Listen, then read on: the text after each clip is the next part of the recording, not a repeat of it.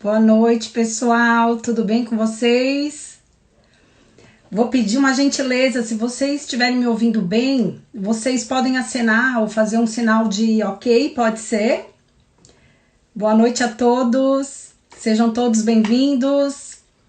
Obrigada, Cris, minha dupla da felicidade. Para mim é uma satisfação iniciar a nossa live. Daqui a pouco o professor Helder Cambey, ele vai solicitar a participação. E a gente está dando continuidade à sequência de lives que faz parte do LAPOT, do Laboratório de Psicologia Positiva, da UFSC. E no domingo a gente teve a participação da Lilian e da Thaís, e hoje eu já vou visualizar aqui a solicitação do Helder. Entra aqui. Vamos esperar um pouquinho.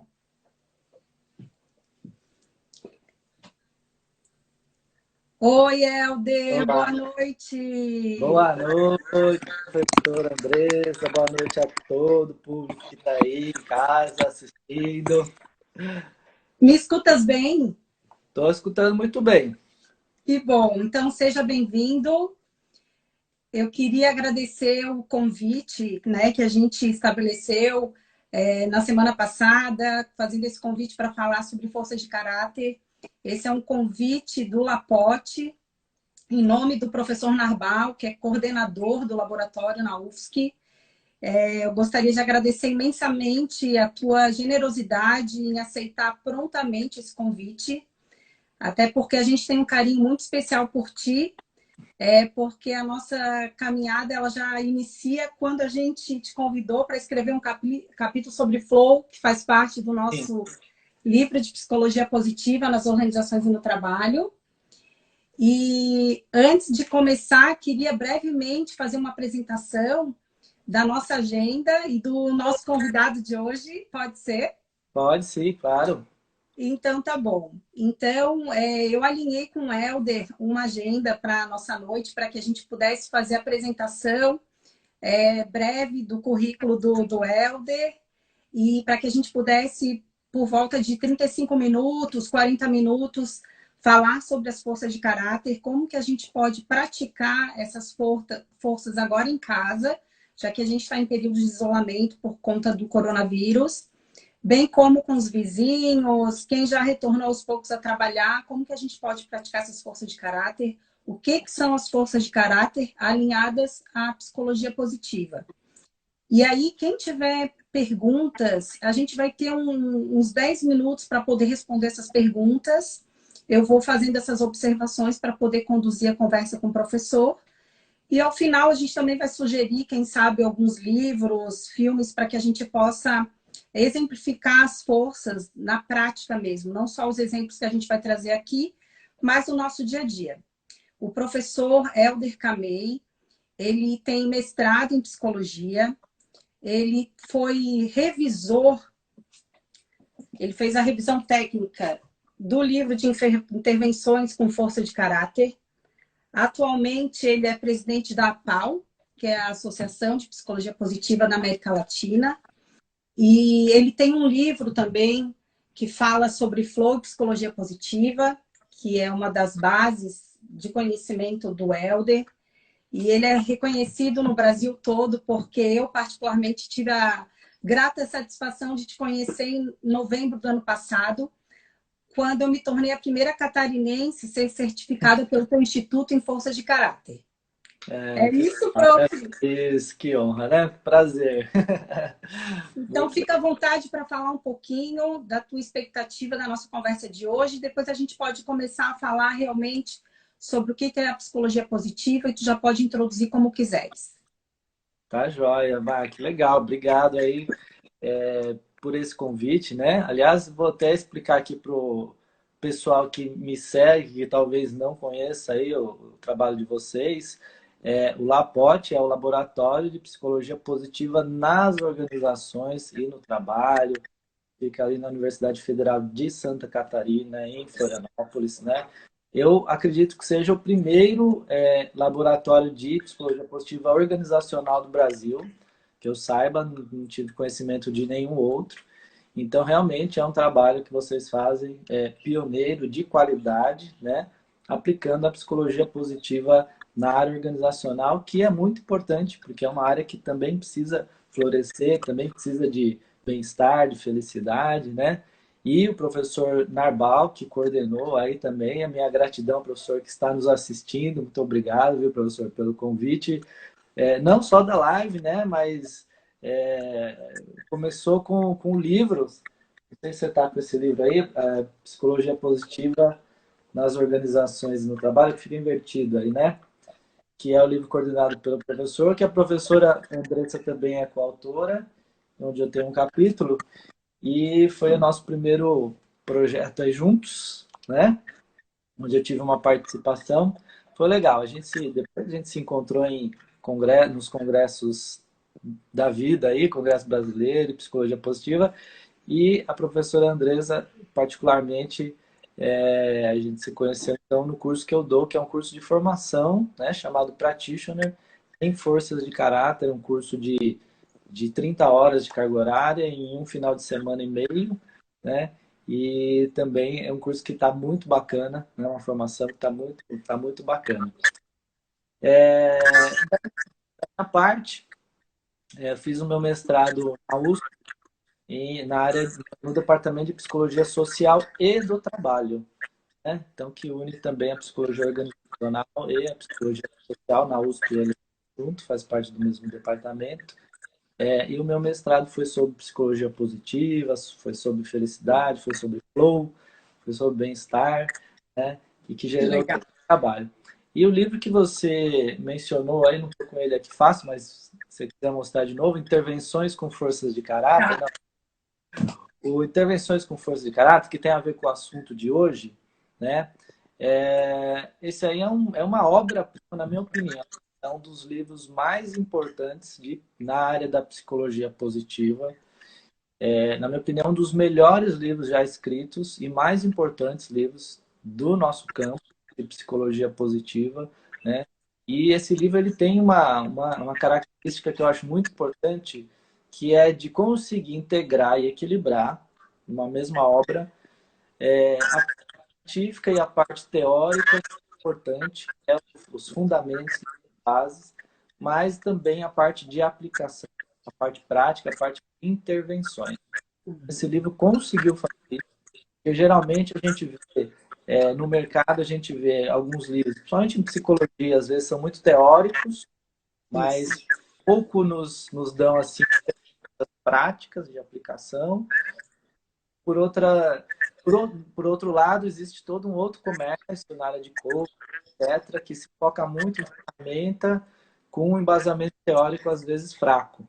E aí eu acho que esse livro ele conseguiu integrar de uma forma equilibrada, né, dando uma base científica bem robusta e ainda 70 intervenções, quer dizer, 70 aplicações, 70 técnicas, 70 ferramentas, 70 formas de você aplicar, né, na prática, e dá para aplicar nas organizações, dá para aplicar na liderança, dá para aplicar no coaching, né, dá para aplicar na terapia, então dá para aplicar na educação, em diversos contextos. Né? Então, quando eu vi esse livro pela primeira vez, foi nos Estados Unidos, não, foi no Canadá, no Congresso Mundial de Psicologia Positiva de 2017, que foi no Canadá, em Montreal, e eu vi esse livro já, bati o olho, folhei, já vi que era uma obra-prima, já vi que era algo que ia ser uma leitura, um marco, né, seminal na história da psicologia positiva.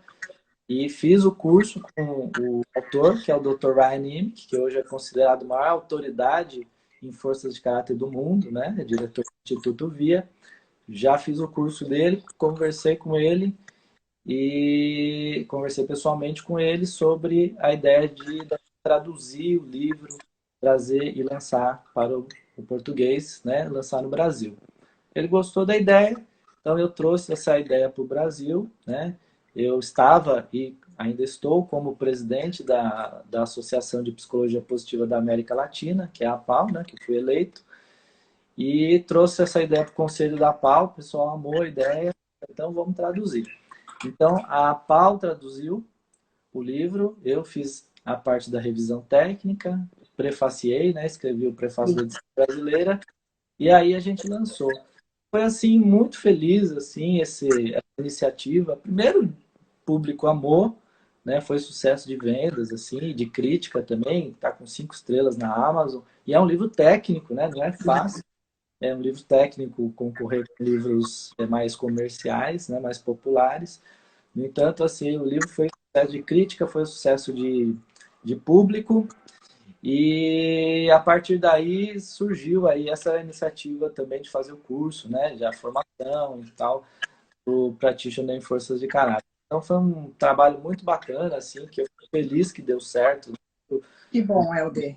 Sinto orgulhoso de ter participado, de ter tido essa iniciativa para trazer esse livro no Brasil, né? Porque eu acho que a gente tem uma responsabilidade de divulgar a psicologia positiva e socializar isso a todos os lugares onde a gente passa. Eu acho que isso é o mais importante. Eu que tenho o amor-aprendizado como uma das minhas forças, Sim. o quanto é importante, o quanto eu me renovo quando eu divido aquilo que eu tenho de conhecimento. Nem todas as pessoas têm acesso, até porque a psicologia positiva no Brasil é uma área de conhecimento nova.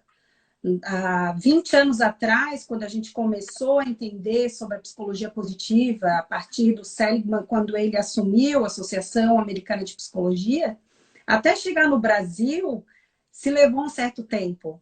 Né? Sim. Então, eu brinco porque quando eu entrei na faculdade em 96, eu praticamente fiz a minha faculdade sem internet. Eu entregava os trabalhos no papel ao maço. Então, até a gente chegar a ter acesso realmente com dados e conhecimento científico, que eu acho que isso é bem importante, é o de salientar. O nosso laboratório ele tem um senso crítico muito afinado na questão da ciência. O que a gente faz, a base toda, principalmente eu que estudo a ciência da felicidade, a minha tese de doutorado, ela teve esse objetivo de entender o conceito de felicidade e desenvolver as dimensões para a construção da felicidade no trabalho. Então, a gente tem muito essa característica de sair do senso comum e da autoajuda. O que a gente faz é ciência, então por quê? Porque o que difere do senso comum da autoajuda é o rigor metodológico. Então, as pesquisas que são desenvolvidas no laboratório, quando tu traz essa informação da robustez desse material, vai muito ao encontro daquilo que a gente fomenta com o laboratório. Então, para quem está nos ouvindo a primeira vez, Helder, se tu puderes trazer um pouco, de uma forma breve, o que realmente é a psicologia positiva e a importância das virtudes e forças de caráter. Perfeitamente, né? Bom, a psicologia positiva é uma ciência, gosto de deixar isso bem claro, né? Porque tem gente que confunde esta ciência, psicologia positiva, com aquele movimento antigo de décadas atrás de pensamento positivo, né? Aquela literatura de autoajuda, né? O segredo, aquela coisa toda, né? Então, eu gosto de deixar bem claro que não tem nada a ver com isso.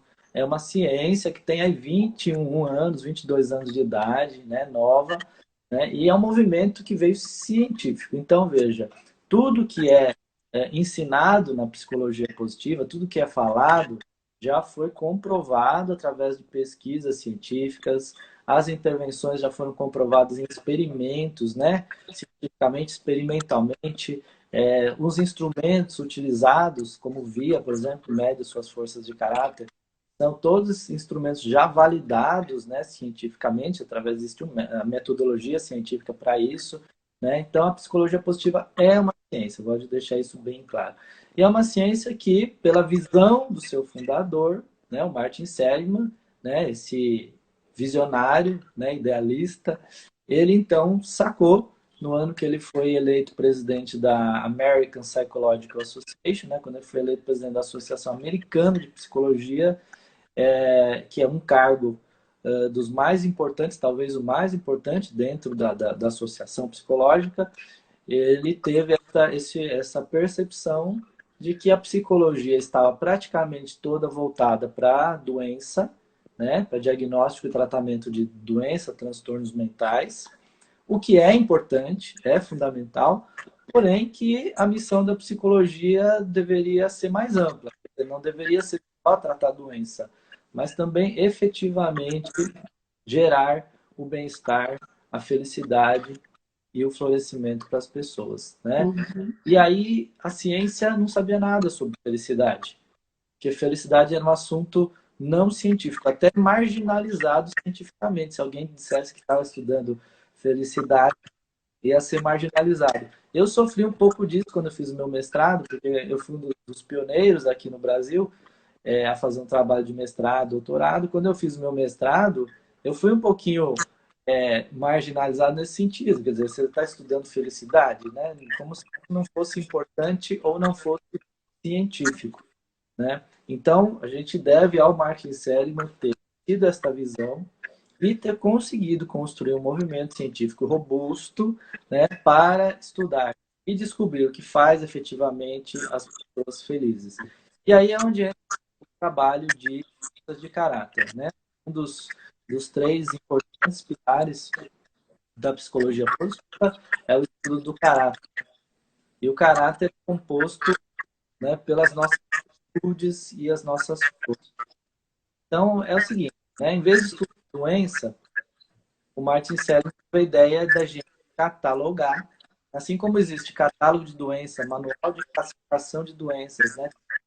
Tem na psiquiatria, tem na psicologia, manuais de classificação de doenças. O Martin Seligman falou, puxa, vamos fazer um manual de classificação não do ser humano no seu estado doentio, né, disfuncional, mas o ser humano no seu melhor estado de funcionamento, de excelência, né? Então, o que o ser humano apresenta de melhor dentro de são as nossas qualidades, as nossas virtudes, né? Então, essas qualidades foram chamadas de forças de caráter, né? E estão agrupadas em algumas virtudes maiores. Feito um trabalho científico, né? Um projeto, um grupo de mais de 30 pesquisadores. Ele nomeou o Christopher Peterson também, que era um psicólogo sênior, né? Reconhecidíssimo mundialmente para liderar esse projeto. Eu falei era porque ele já faleceu, Peterson, mas ele deixou esse legado importante, essa contribuição importante, né, para a psicologia, de ter conseguido, então, liderar esse grupo que catalogou as grandes virtudes da humanidade. Né? Buscando aonde? Não dava para buscar na ciência, porque a ciência nunca tinha estudado virtude. Né? Então, foram na filosofia. Quem é que falava de virtudes até então, na literatura? Filósofos e as religiões. Então, eles vão nas filosofias, nas religiões, nos códigos éticos, códigos morais, códigos de conduta, né? E vão ali vasculhar, catalogar as virtudes. E aí começa-se um processo de classificação, de filtro, para que a gente comece a reduzir essa quantidade, né? E estabelecer virtudes que sejam universais, ou seja, que uma virtude precisa ser considerada a virtude do Ocidente ao Oriente, Sim. né? E uma virtude, ela sempre vai ser uma virtude, né? Ela não pode estar dependendo de uma circunstância, de um momento, nem de uma cultura. Quer dizer, se isso é uma virtude humana, ela é atemporal e ela é universal. Então, baseado em alguns critérios, em 10 critérios metodológicos, eles conseguem criar esse mapa de classificação, né? Daí saem seis grandes virtudes. Seis grandes virtudes. Né? Essas virtudes seriam, vamos dizer assim, mais valorizadas do que as outras. Né? E nessas seis estão a sabedoria, coragem, a humanidade, onde faz parte o amor, a bondade, né? A justiça, a temperança e a transcendência. Né? Então, essas são as chamadas seis grandes, né? As virtudes centrais. E ao redor dessas virtudes, nós temos as forças de caráter, onde eles classificaram 24 forças também como forças que se destacam, sendo que cada uma dessas forças ela está ligada a uma dessas seis grandes virtudes. Então, essa força se torna um caminho para você desenvolver essa virtude. Vamos citar alguns exemplos. Uma dessas seis grandes, sabedoria. Uma força de caráter que faz parte da sabedoria é o amor ao aprendizado.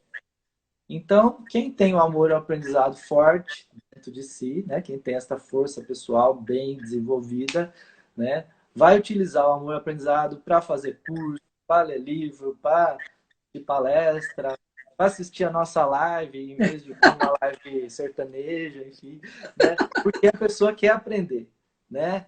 E aí a aprendizagem leva à sabedoria. Então, quer dizer, com você exercitando o amor ao aprendizado, você vai adquirindo sabedoria, vai desenvolvendo mais esta grande virtude, né?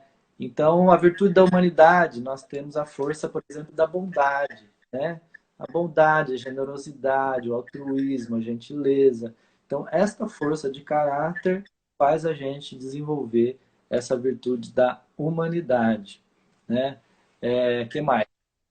Na coragem, nós temos, por exemplo, a perseverança, né? A coragem é uma grande virtude e a perseverança é uma força de caráter da coragem, né? Porque você precisa ser persistente, perseverante, né? Perseverança poderia ser definida como a coragem de não desistir diante das dificuldades, né? Então, aparece uma dificuldade, enquanto que a maioria talvez desista diante daquela Sim. dificuldade. Aquele que tem a coragem de não desistir, ou seja, ele vai persistir, né? E por isso a perseverança. E assim por diante, né? Então, a gente tem essas forças. E aí, o que é interessante também é que o Peterson, junto com o Seligman e a sua equipe, conseguiram validar um instrumento, né, um teste para você fazer, para saber quais dessas 24 forças estão mais desenvolvidas em você e quais estão menos desenvolvidas. Então, depois a gente põe o link aí. É um teste online, é um teste gratuito, ele é um pouco compridinho, porque são 120 perguntas, né? Mas está em português. Se Já foi você traduzido para mais de 50 idiomas É, diferentes. praticamente todos os idiomas. Ele É, tem português Portugal e português Brasil. isso. Então na hora que você for fazer, preste atenção que você pode alterar o idioma. O site, né, original é em inglês, mas quando chega no teste, você pode alterar o idioma e escolher português brasileiro.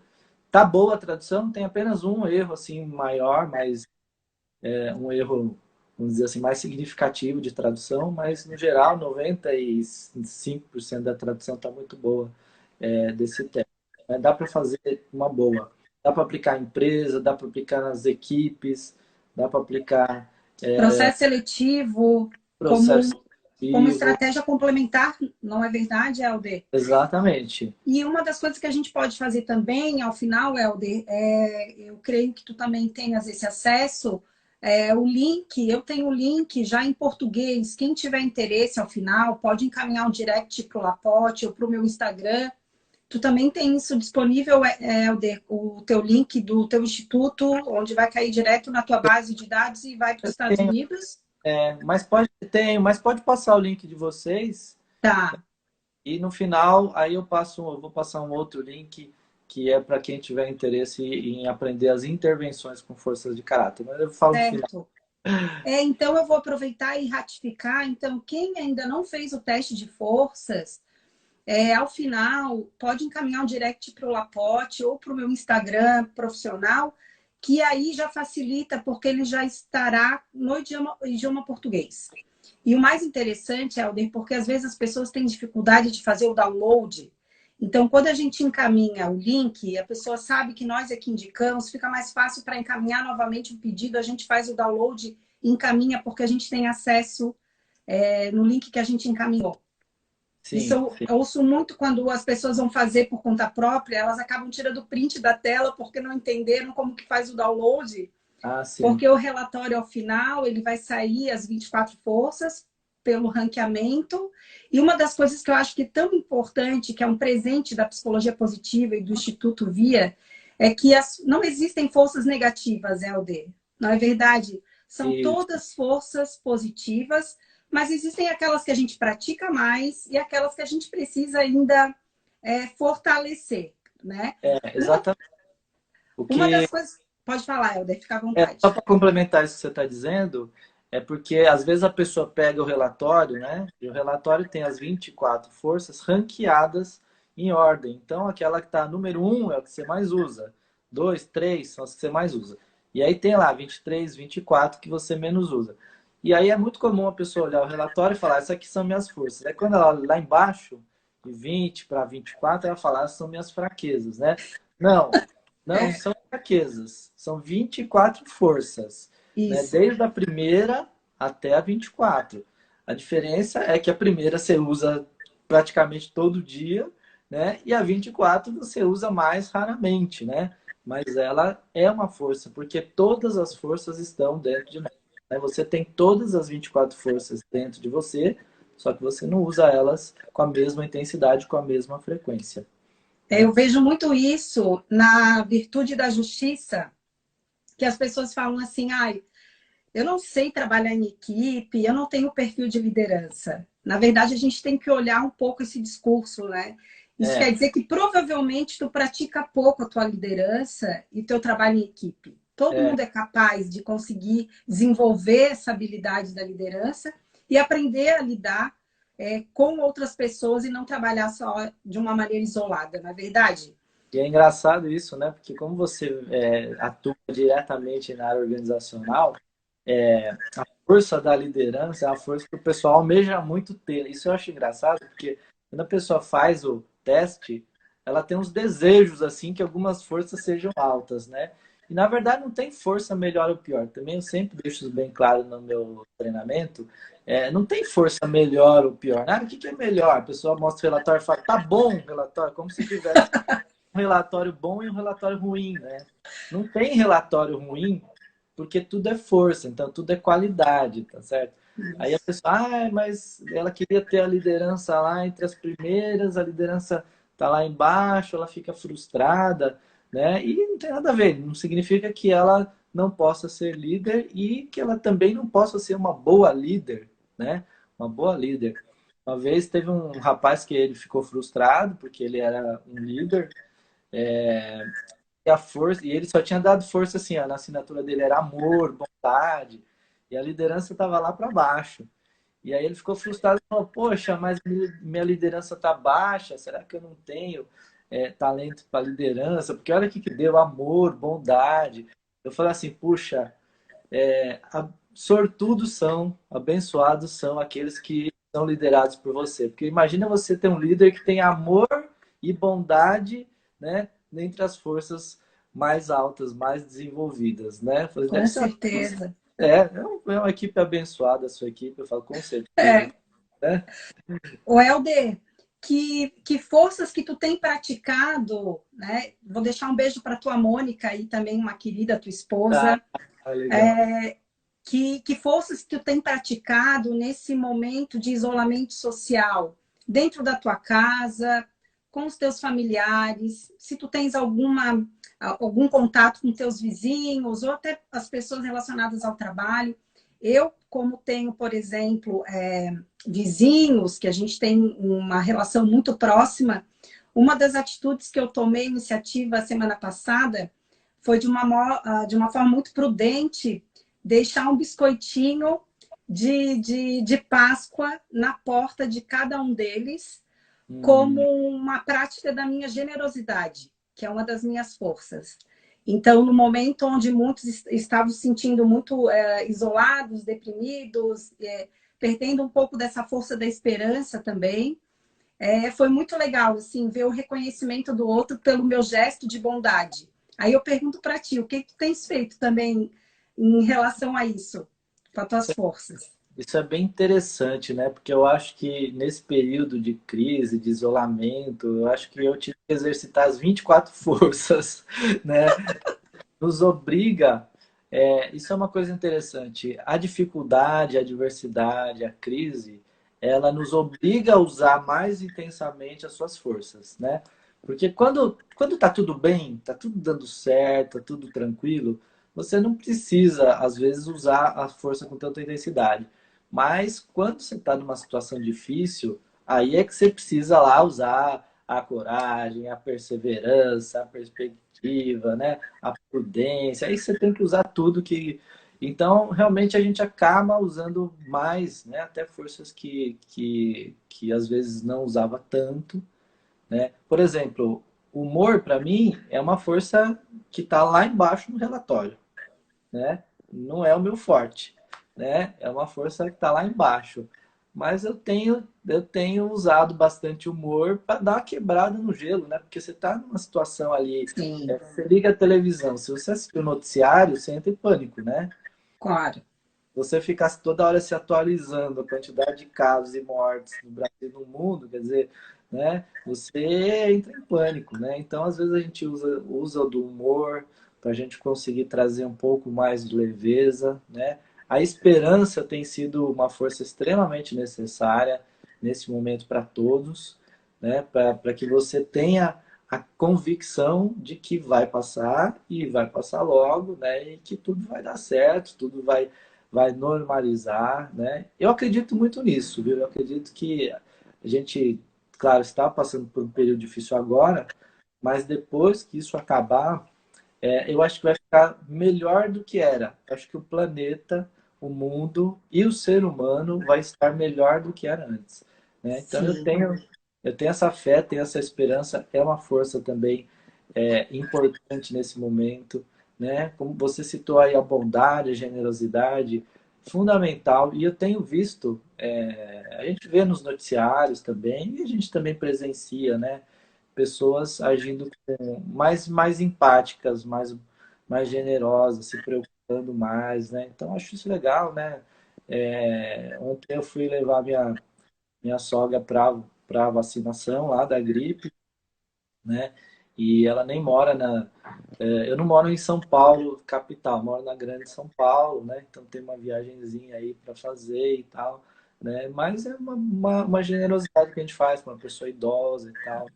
Uma coisa. Então, assim, eu tenho visto as pessoas assim, se preocupando com os idosos, tal, né? Usando mais as forças. É claro que não é todo mundo, tem gente que não tá nem aí, mais individualista, enfim, não tá nem aí, né? sim. Mas, de modo geral, a gente tem visto aí essas ações de preocupação. Então, o trabalho em equipe, por exemplo, tem uma força que chama-se trabalho em equipe, né? Eu gosto mais da tradução espírito de equipe, Uhum. né? Que eu acho que é legal. Mas uma outra forma de chamar essa força é cidadania, né? Cidadania. Porque o trabalho em equipe, o espírito de equipe, a cidadania é justamente você pensar no coletivo, né? E não só no seu bem-estar individual. Então você pensa antes do seu bem-estar individual, o bem-estar do grupo, ou da coletividade, ou da sua cidade, né? E é exatamente isso que a gente tem que fazer agora, né? Uhum. Eu morei 3 anos no Japão, e já faz muito tempo isso. Eu fui em 96, já faz bastante tempo. Eu era bem novo. E naquela época, os japoneses já usavam máscara. E Imagina. a gente já via as pessoas de máscara no metrô, no trem, na rua. E aí você fala, mas por que tem tanta gente usando máscara? E aí me explicaram que toda vez que uma pessoa estava com sintomas de gripe ou resfriado, a pessoa que estava doente é que colocava a máscara para não infectar os outros. Veja, isso já faz parte da cultura, já é tradicional no Japão, Uhum. né? Eles colocam a máscara não é para se proteger, é para não passar para o outro, né?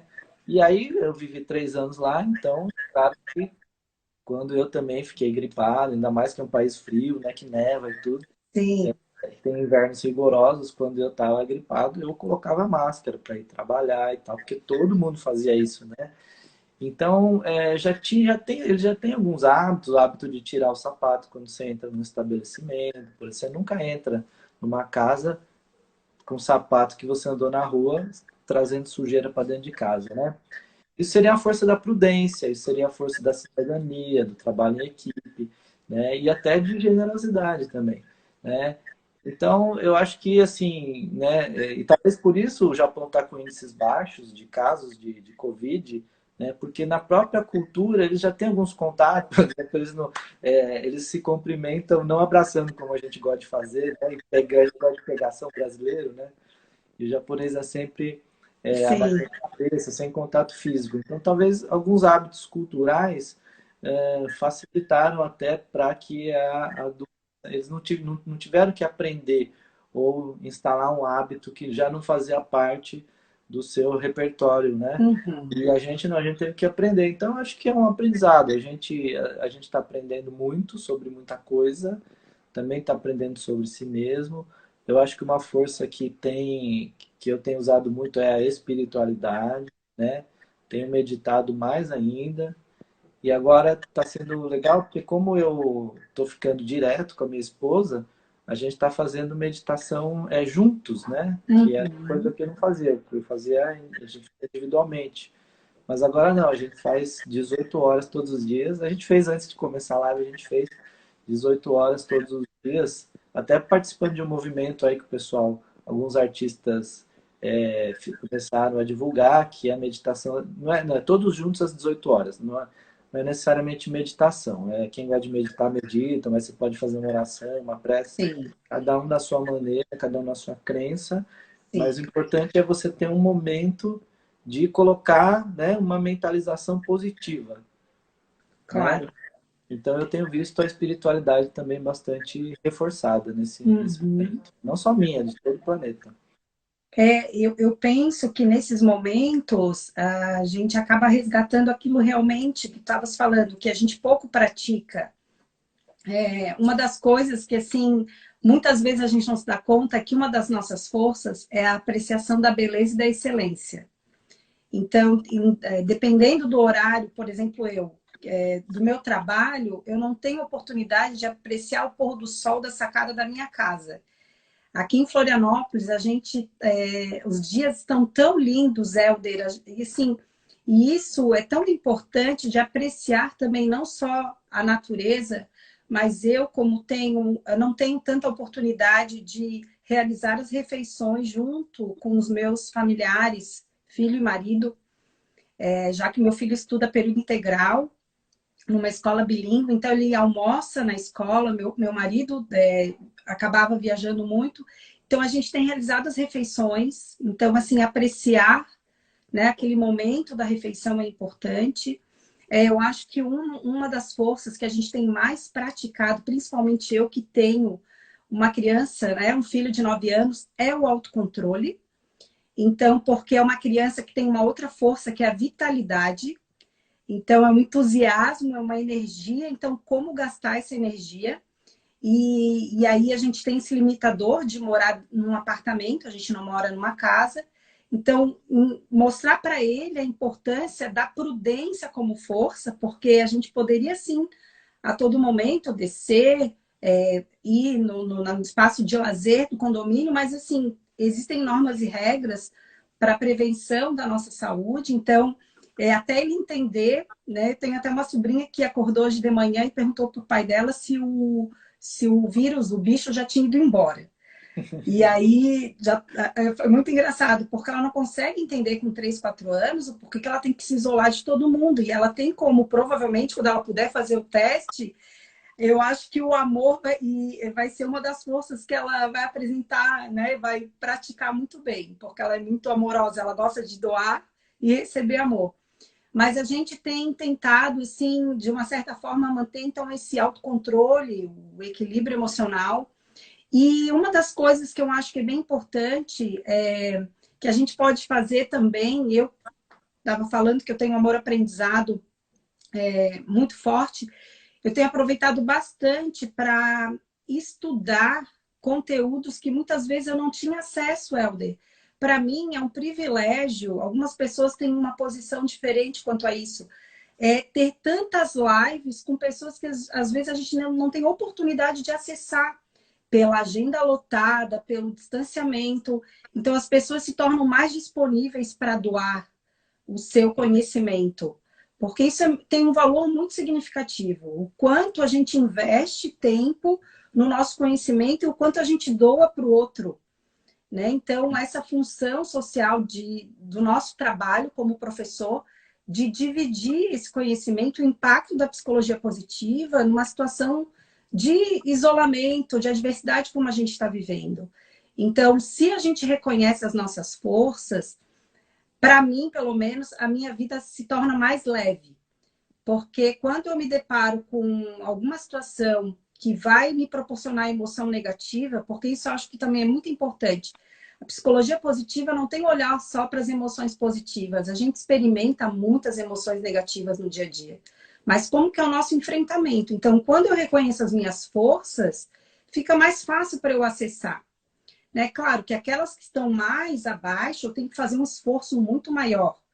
Tu estavas falando da tua força, que pouco praticada, eu tenho como força pouco praticada, que é a bravura.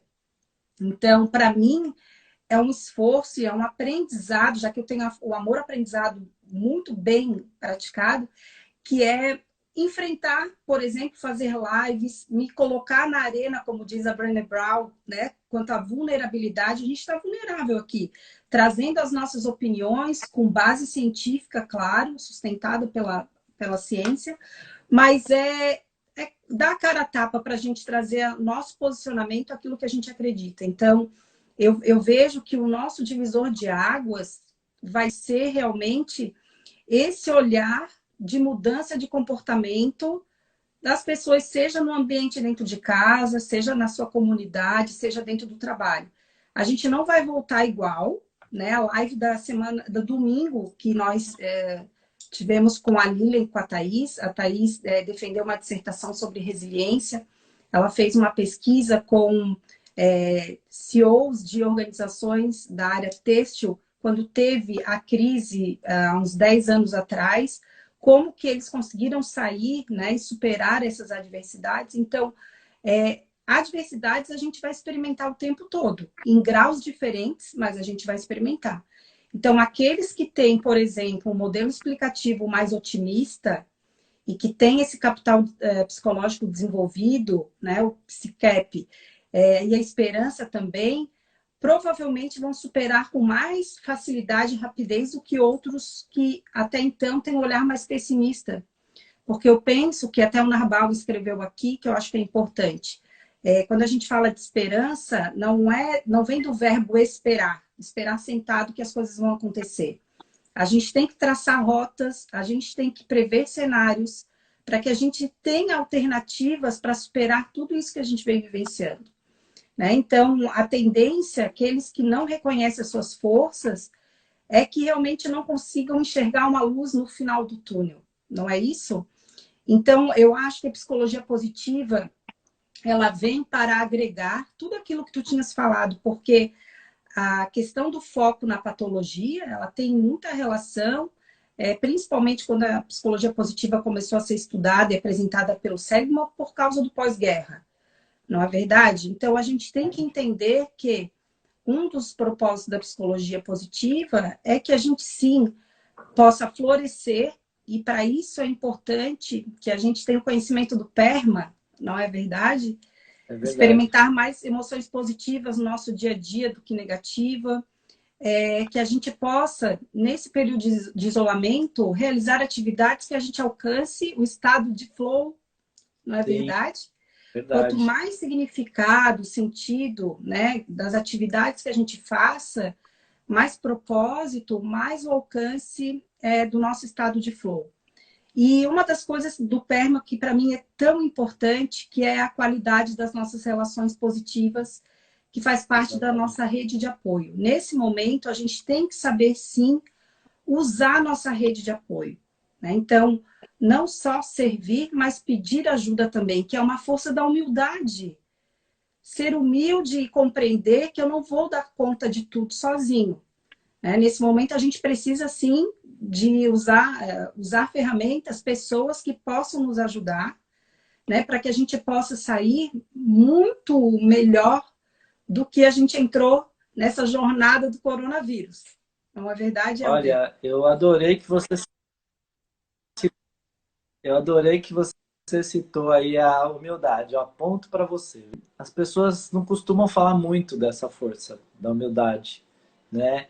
E é uma força que eu valorizo demais quando eu vejo, porque veja, neste momento, eu acho que essa crise que nós estamos vivenciando, ela está nos forçando a ser. E a gente sabe, eu acredito que você deve ver isso nos testes que você aplica, que pelo menos nos que eu tenho aplicado, a humildade, a força 24, a força 23, né, ela vem lá embaixo, né? Então, pelo menos aqui no Brasil, nas amostras que eu tenho tido acesso nos meus cursos e aulas, a humildade é uma das forças assim bem menos desenvolvidas aqui no Brasil. E eu acho que faz sentido isso mesmo, faz sentido. É diferente, por exemplo, eu vivi no Japão é diferente, né? Porque eles são muito humildes, né? E aqui eu vejo que realmente é diferente. Tem um lado bom e tem um lado ruim.